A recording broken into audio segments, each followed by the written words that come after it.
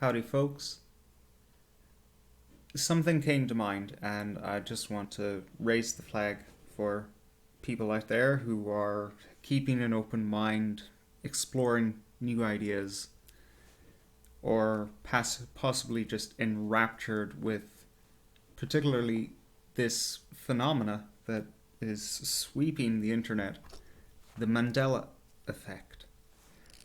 If you don't know what that is, go check out what it is. Otherwise, I'd wonder what the hell are you doing on this video. My particular interest in it is I'm a journalist. I'm a radio presenter. I am doing intensive research on all of the claims being made surrounding the Mandela effect, and I'm in the phase now of my production research, questioning why do people think that this is happening? Was the philosophy behind their way of thinking of life, and what are their fears, or what are their anticipations and enthusiasm? There is a lot of enthusiasm around this, what it could possibly mean, connected with spirituality and quantum jubilija. Not to totally discount that stuff, but I noticed with this particular YouTuber, Doctor someone or other, I don't know what she does. I don't even know if she's a real doctor. Just came across and clicked on her video, and she is positing that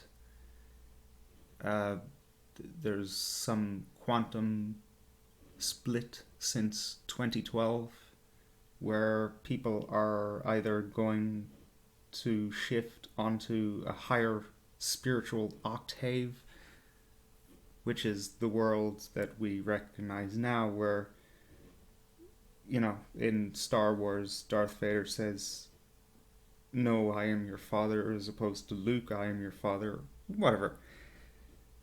She starts to rhyme off all of these Mandela effects, if you will. And it occurred to me that in her enthusiasm, the way she was speaking about these things was like she was just doing rote. Like she learned about these things, she doesn't have a personal connection with that particular effect, or misremembering, or what have you. We need to be very careful when... Well, let me rephrase this. It's possible that if the Mandela effect is real... Fucking phone. If the Mandela effect is real, then there may also possibly be things that we've genuinely been misremembering for a variety of reasons.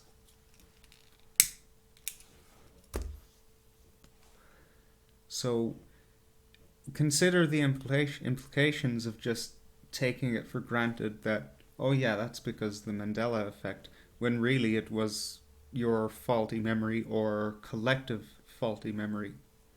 Like the game of telephone. Over here in Europe we call it Chinese whispers, as racist as that is, but I don't give a shit about being racist against the Chinese. Fuck them.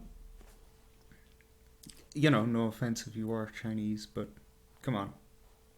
What the fuck is with your brothers and sisters over there in China? Fuck them. This is risky territory, folks. We need to take a few steps back. Like, there is definitely a good explanation for Berenstain Bears and the Luke, "I'm your father" thing.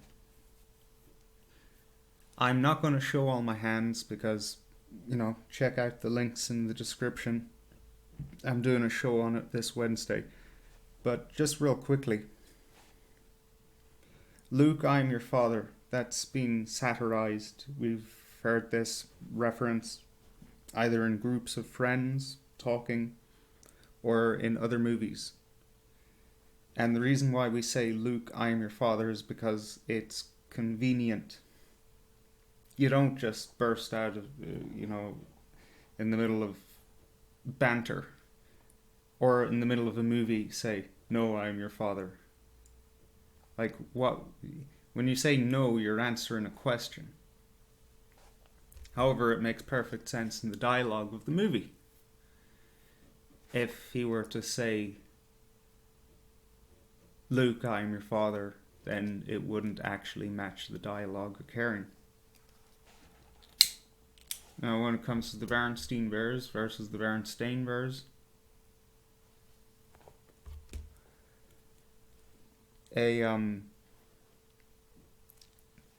immigrant office registrar guy misspelled a Jewish name because the accent was thick. That happens quite a lot. It happened quite a lot. Now people are more aware of accents, but back then, like, there's a lot of fucked up Irish American names that, we don't spell them over here, and because they were spelled in a certain way when they were transmitted to America, they began to be pronounced differently because of the way they were spelled. Anyhow, the Berenstains became the Berenstains, and they were a very unique lot, very small family. But they went on to create this franchise, the Berenstain Bears.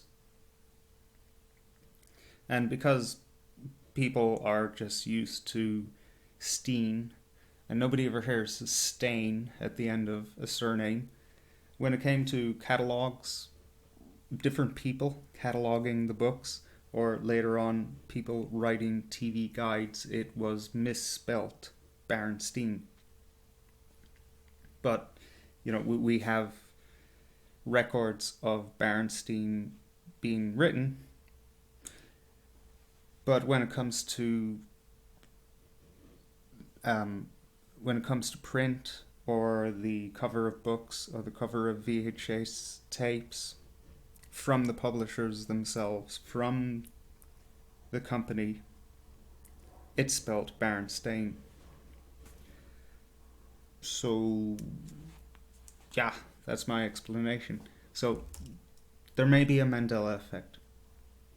I'm open. I'll keep my mind open. I don't mind. And if you think that you can make a convincing argument, then come along and consider calling into the show. You can do so for free via Skype. If you don't have Skype, you can call in. We have a phone number. I'm not a hard man to talk to, and my audience are very open to new ideas.